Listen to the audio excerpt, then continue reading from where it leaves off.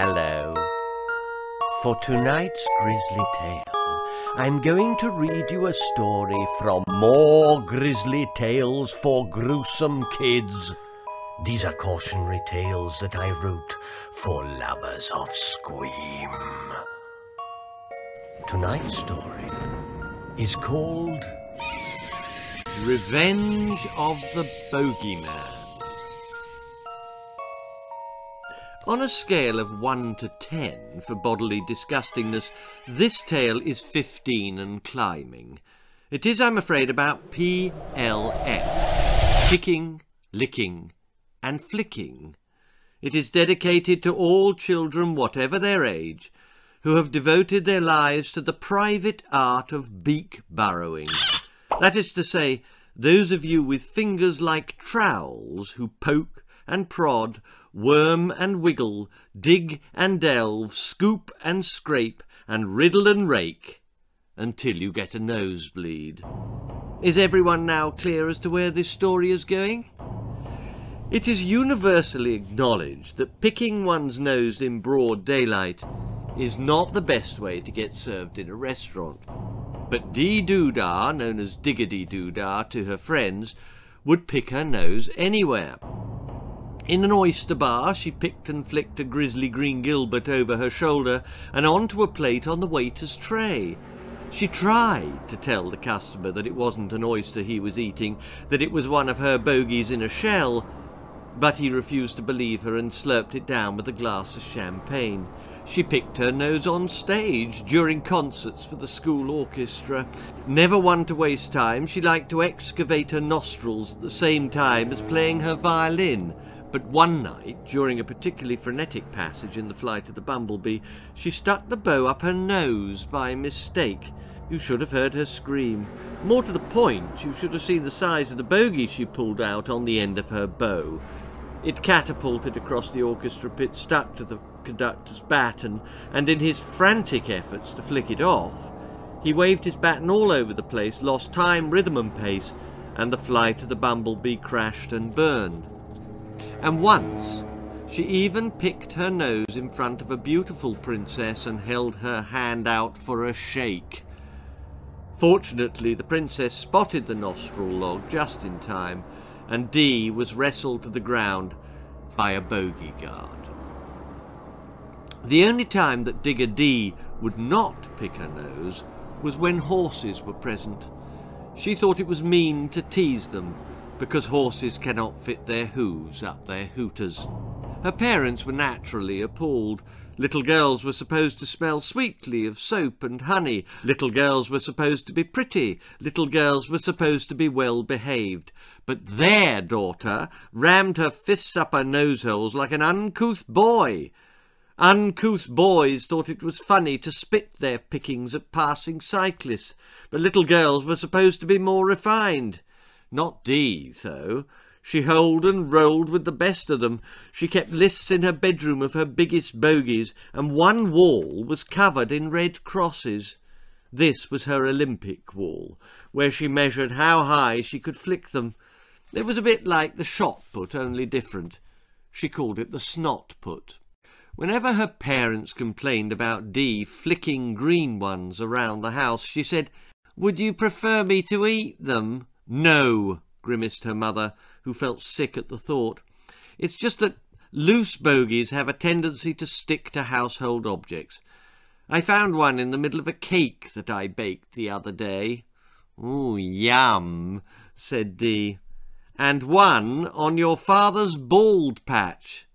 He could have used it to stick a wig on," Dee said. That night her father stuck on his sternest face and made an angry, chin-wobbling speech at dinner. "Stop winkling!" he shouted. Dee had a finger so far up her nose she looked as if she was trying to pick her own brain. "Now listen to me, Dee. If you carry on digging at the rate you're digging now, you will eventually dig so deep that you will dig out—" He paused to add weight to the next two words. "The Bogeyman." Dee gasped. Her mother shrieked. The finger fell from the nose-hole. "The Bogeyman? What does he do?" shivered Dee. "That "You do not want to know," growled her father. He was right. What the bogeyman did was best left a secret. Breaking a bad habit, however, is often easier said than done. Although Dee tried to stop picking her nose, she couldn't. At night, while she slept, her ferreting finger developed a will of its own. It poked and prodded the inside of her nostrils, like a dog digging for a bone. Then one night she woke with a start.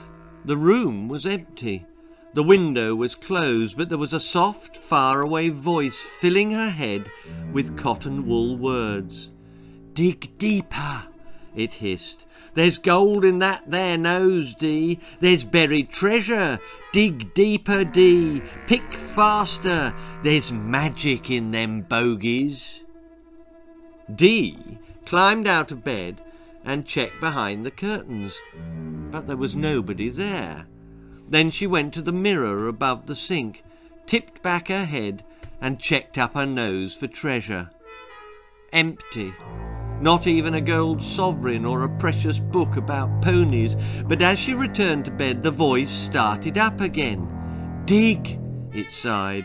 "Dig now. Dig like you've never dug before." The temptation was too great. Dee's fingers were already twitching, and at the first sign of mental weakness, they plunged up her nostrils and started to pick. After half an hour of deep conch delving and root cartilage scraping, Dee felt a big sticky one lodged inside a sinus. She managed to pinch it between thumb and forefinger and to jiggle it free of the bone. It was a big one. It came out with a satisfying plop. Dee rolled it up and flicked it at the wall, where it slid down towards her bed like a thick, slimy slug. Then suddenly, it stopped. Dee was transfixed. It started to steam like a sizzling Chinese dumpling. Then it rolled sideways. It zipped from one corner of the room to the other, leaving smoking black tracks across the paper. And then it stopped again. Dee thought it must be dead, if a bogey could be alive to begin with. She expected it to fall, but instead of coming unstuck, it flipped inside out. It twisted and turned until it looked like a green Yorkshire pudding. Only name me one Yorkshire pudding with arms. Digger Dee's jaw crashed down onto her trembling knees. She was gobsmacked. Her bogey not only had long green arms, but 2 green legs as well, and a face like green nutty chocolate and rough spotty skin like a gecko's. "I am fed up with your fingers," said the creature as it stepped off Dee's bed, leaving a nasty green puddle behind it. Up close, Dee could see short stubby hairs all over its body. "Are you the fearful bogeyman?" she quivered. "Indeed I am, young lady, and you are in a whole heap of trouble." The monstrous slime ball laid a pickaxe down on the bed, and Dee whimpered. "But a little voice told me to pick you," she squeaked. "That was me," slurped the snotty monster. "For 10 years I have put up with your fingers trying to evict me from my home. I'd had enough. I needed you to dig me out so that I could have a word." "I'm listening," she said meekly. "Well, mind you do," he growled, pushing her into a chair with his finger and leaving a gob of goo on her pyjamas. "How would you like it if I came along with a bulldozer and turfed you out of your house every 5 minutes?" "Not much," whispered Dee. "If every time you climbed into the bath, a huge finger poked through the window and tried to scrape you up the tiles? If every time you sat down to breakfast your back door was pushed in, if you had to sleep surrounded by a steel cage for fear of being plucked from your bed, if you had to carry a huge pickaxe all the time, just in case you were snatched and needed something to grip onto the walls with." So that's what the pickaxe was for, nostril gripping. "Nah, I don't think I'd like it at all," Dee whimpered. "No!" roared the bogeyman, "and neither do I." Are you upset? She asked nervously. Too right I'm upset, he shouted, spraying the room with tiny green globules. Just because we're small and easily flicked doesn't mean that bogeys don't have feelings too, you know. Now, are you going to stop picking on me? Or am I going to have to make you?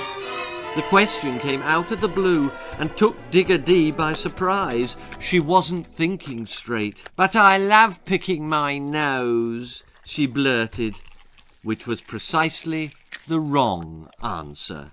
There was a gurgle in the back of the bogeyman's throat, then his sticky fingers clenched into sticky fists, and a glistening film of green slime oozed through his skin like sweat. Right, he said, and he grabbed Dee by the arm and ate her. It all happened so quickly that Dee didn't even have time to scream. One moment she was sitting in her bedroom, the next she was hurtling down a gummy green throat and popping out into a huge cave. The white walls were smooth and full of polished holes. It wasn't stone. It felt more like bone. But before Dee could work out exactly where she was, a loud scratching noise like rough sandpaper being scraped across human skin thundered in her ears. The ground shook, the cave tilted, and the floor became a slide. She fell and slipped backwards, but there was nothing to cling on to. If only she had the bogeyman's pickaxe. Help!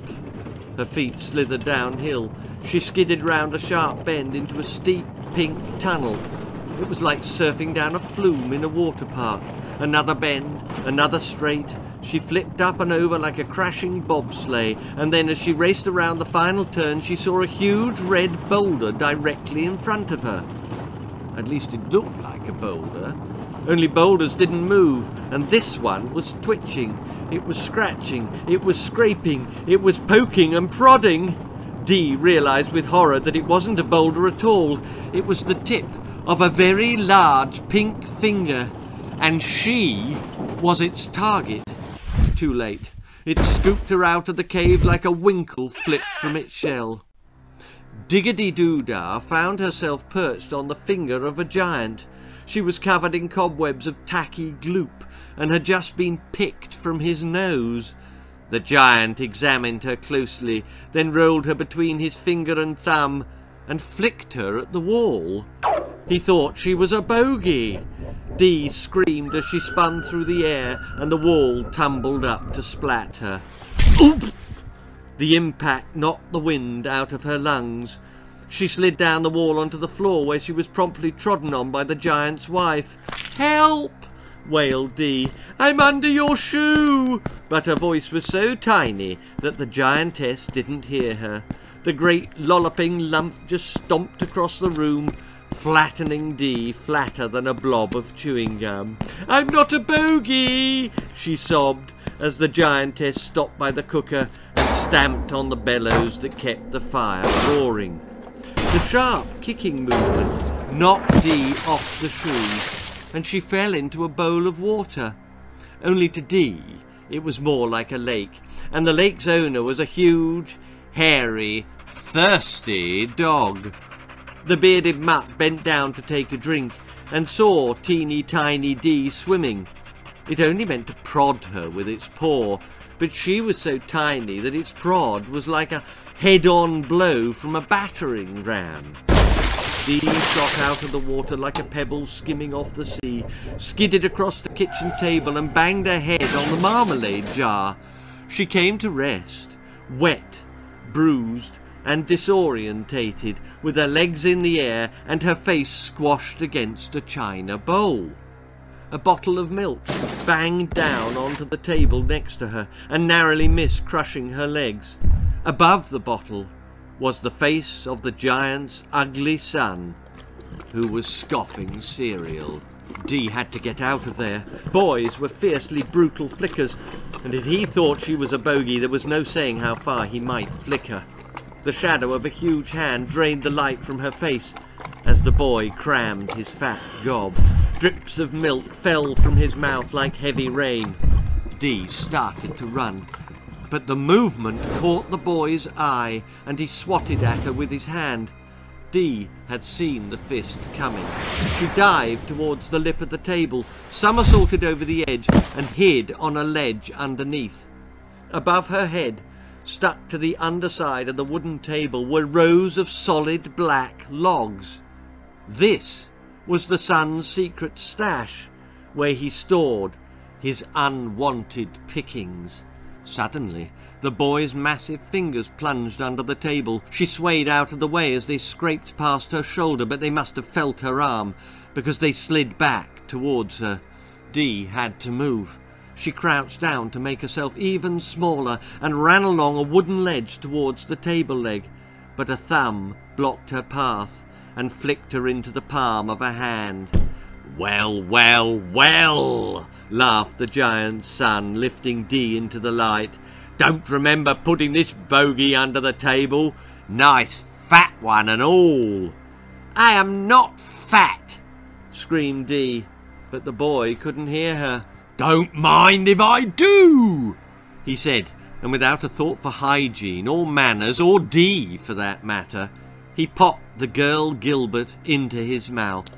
She hurled herself out of the way as his huge yellow teeth chomped up and down like a monstrous pulping machine. Saliva squirted from the wet walls as she flattened herself against the pink floor that rolled up and down like the deck of a storm-tossed boat.